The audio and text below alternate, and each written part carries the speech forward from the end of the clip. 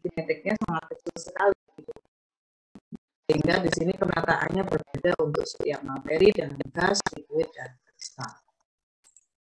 Nah, ini kemudian juga menandai bahwa adanya interaksi yang terjadi antar molekul yang ada pada baik berbentuk gas, liquid, dan juga kristal, ya kan? Nah, inilah yang disebut dengan intermolecular forces. Inter sama kayak internasional, berarti internasional kan melibatkan dua atau lebih negara. Sama seperti ini, intermolekul berarti antara molekul satu dengan yang lain. Bisa jadi itu molekul yang sama, yaitu HCl satu dengan HCl yang lain. Nah, jadi interaksi yang terjadi bagaimana?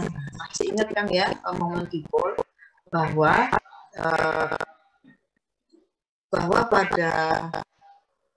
pada ikatan itu ada terbentuk momen dipol. Momen dipol itu berdasarkan dari elektronegativitas setiap atom yang ada. Misal HCl di sini di bawah H itu lebih dipol positif, sedangkan Cl itu lebih dipol negatif. Tahu kan ya, karena elektronegativitas Cl itu lebih besar dibandingkan dengan H, sehingga awal elektron yang terkumpul pada Cl itu lebih padat daripada yang di H. Jadi interaksi yang terjadi selalu melibatkan positif dan negatif. Nggak mungkin Cl dengan Cl, H dengan H, karena dipolnya tandanya sama, positif dengan positif, tidak ada jeruk makan jeruk. Yang ada hanya dipol negatif dengan dipol positif. Dalam hal ini Cl dengan H. Itu terjadi interaksi. Inilah yang namanya intermolecular forces atau gaya intermolekular. Nah, walaupun ini tidak terbentuk ikatan kovalen ataupun ionik, tapi ini sangat berpengaruh terhadap sifat fisik suatu senyawa. Contohnya adalah titik didih, titik leleh, kemudian vapor pressure, tekanan uap, ya, dan juga viskositasnya. Ya, ini dipengaruhi oleh gaya intermolekular. Atau juga bisa disebut dengan gaya Van der Waals, ya, gaya Van der Waals. Nah, ada tiga macam. Yang pertama ada interaksi dipol-dipol, ada ikatan hidrogen, dan ada gaya dispersi London. Nah, kita sebut satu-satu. Sebelum kita lihat interaksi ion dipol, kita harus paham apa bedanya ion dan apa bedanya dipol. Kalau ion itu sama umumnya persenyawaan yang dia membentuk ion dalam air, ya. Misalnya NaCl, kalau dalam air dia akan menjadi Na+ dan Cl-. Nah, ini yang kita sebut dengan ion. Sudah jelas dia berpisah dan itu membentuk kation dan juga anion. Ini yang kita namakan ion. Nah, kalau dipol itu ya seperti HCl itu tadi. HCl itu tadi ya, HCl dia tidak lepas ikatan, nggak membentuk H+ dan Cl-, tapi terjadi pengkutupan. Ini lebih dipol positif, yang ini lebih dipol negatif. Nah, ini yang disebut dengan dipol. Ya, paham ya? Jadi bedanya ion dan dipol. Nah, sehingga interaksi yang terjadi di sini yang melibatkan ini ionnya, yang semuanya ini di kiri kanan ini itu adalah dipolnya. Nah, Anda lihat tidak ada jeruk makan jeruk. Kalau ionnya positif berarti dipol yang dekat dengan dia yang bermuatan negatif. Kalau ionnya negatif, dipol yang berdekatan dengan dia adalah yang bermuatan positif. Nah, ini yang dikatakan interaksi ion dipol untuk gaya intermolekular. Paham ya? Kalau dipol ya sama, berarti tadi itu antar dipol kayak tadi HCl dengan HCl, maka yang bermuatan positif itu akan reaksinya dengan negatif. Hati-hati, berarti di sini ada dua gaya yang berpengaruh, ada gaya tarikan, ada gaya tolakan.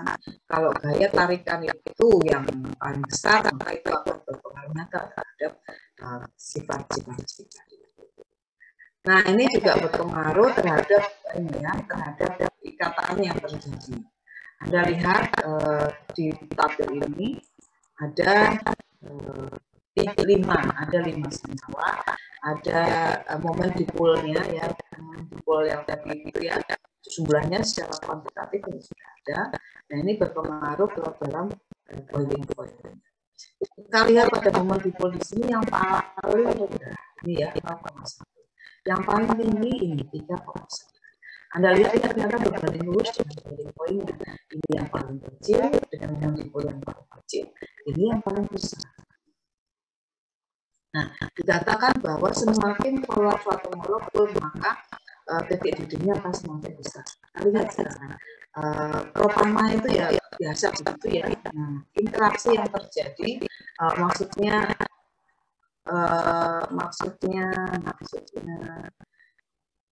perbedaan elektronegativitasnya tidak terlalu besar bandingkan dengan CH3CN. Nah, ini yang CH3CN. Ini lebih polar. Kenapa? Karena perbedaan elektronegativitasnya semakin besar antara C dengan N. Masih ingat kan ya? Yang ini itu ya, beda elektronegativitasnya. Ini masih ingat ya? Ini perbedaan elektronegativitasnya semakin besar antara C dan N. Apalagi di sini ada triple bond. Ya, ada triple bond. Itu semakin besar. Lanjut, ada namanya gaya dispersi London. Gaya dispersi London ini berhubungan dengan interaksi yang terjadi antara inti atom dengan elektron yang kuat. Ya, nah, jadi Anda lihat di sini kan ada interaksi yang terjadi bahwa elektron itu tidak mesti ada berada di sisi ini. Ada kalanya dia berada di sisi ini. Tapi kalau dia berada di sisi ini, maka kita bisa tuliskan di sini dia dipol negatif, sedangkan di sisi yang lain dia dipol positif. Dari apa? Dari inti atomnya. Inti atomnya itu kan berisi proton. Proton kan bermuatan positif. Ya. Nah, ada kalanya juga terjadi interaksi elektrostatik antara inti helium 1 dengan inti dengan elektron valensi dari helium yang lain. Ini yang terjadi interaksi elektrostatik. Nah, ini ya yang disebut dengan gaya dispersi London. Ya, antara atom satu dengan atom yang lain yang melibatkan inti atom dan elektron valensi yang lain. Nah, kemudian Anda lihat internet dispersi yang diarahkan di sini itu bisa disebut dengan dispersi London atau dispersi gaya dispersi saja, melibatkan interaksi antara dipol yang dipol instan dengan dipol yang terinduksi. Nah, inilah yang disebut dengan istilah polarisabilitas. Ya, polarisabilitas. Apa itu? Kemampuan suatu awak elektron untuk diarahkan menuju ke arah tertentu. Nah, ini berhubungan juga dengan bentuk molekul. Anda lihat akan berbeda dari dispersi London antara pentana, normal pentana dengan neopentana. Ini ya, dengan neopentana. Kalau normal pentana boiling point-nya itu 300. Tapi kalau neopentana itu cuma mencapai 282,7. Kenapa? Karena pada neopentana ini interaksi yang terjadi dengan neopentana yang lain itu bisa lebih tidak ada halangan, gitu ya. Sedangkan kalau ini tuh banyak halangannya karena bentuknya besar dan gemuk begitu ya.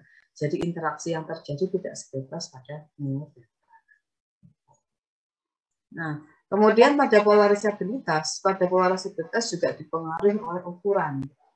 Misalnya, Anda pada halogen kalau itu melibatkan I2, ini ada positifnya. Nah, pada I2, ini elektronnya yang ada pada sini itu lebih mudah untuk dipolarisasi. Kenapa?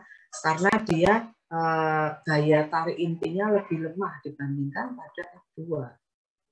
Nah, pada F2 yang dia ukurannya lebih kecil. Nah, jadi mana yang lebih mudah untuk dipolarisasi? Yang mudah dipolarisasi adalah ya I2. Maka I2 itu boiling point-nya lebih besar daripada F2. Ini lebih kecil. Ya, begitu juga pada xenon Anda lihat boiling point-nya dia lebih besar. Ya, dibandingkan dengan helium yang lebih kecil. Artinya apa? Artinya energi yang dibutuhkan untuk mengubah dari fase cair ke fase untuk I2 itu dia lebih besar. Kenapa? Karena gaya dispersi Londonnya dia lebih besar juga dibandingkan dengan yang kedua. Dia kemampuan dipolarisasi.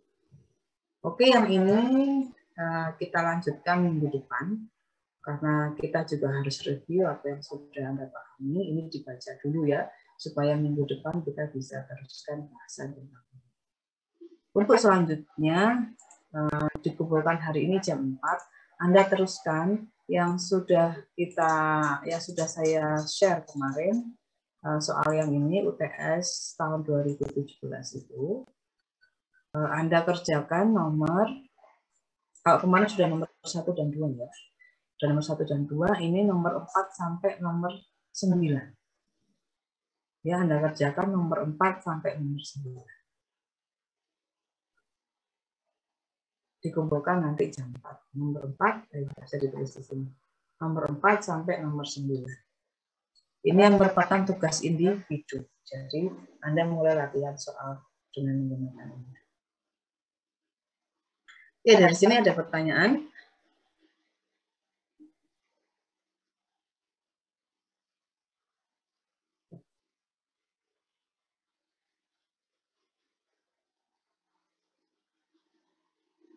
Ada pertanyaan?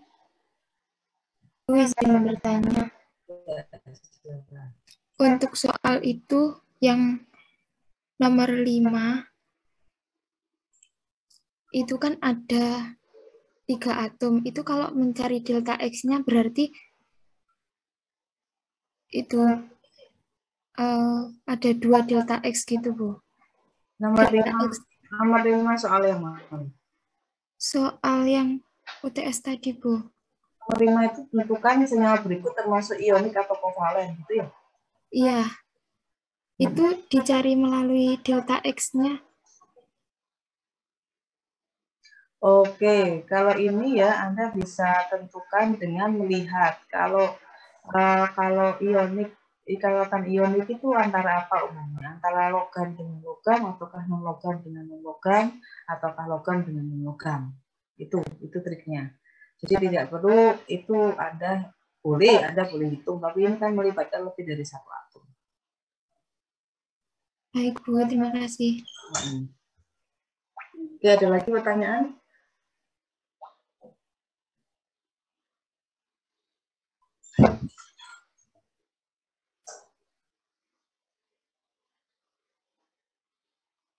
Sudah cukup jelas ya? Jam 4 nanti dikumpulkan ya. Masih ada waktu, ini juga masih jam 8, kita selesainya jam 9.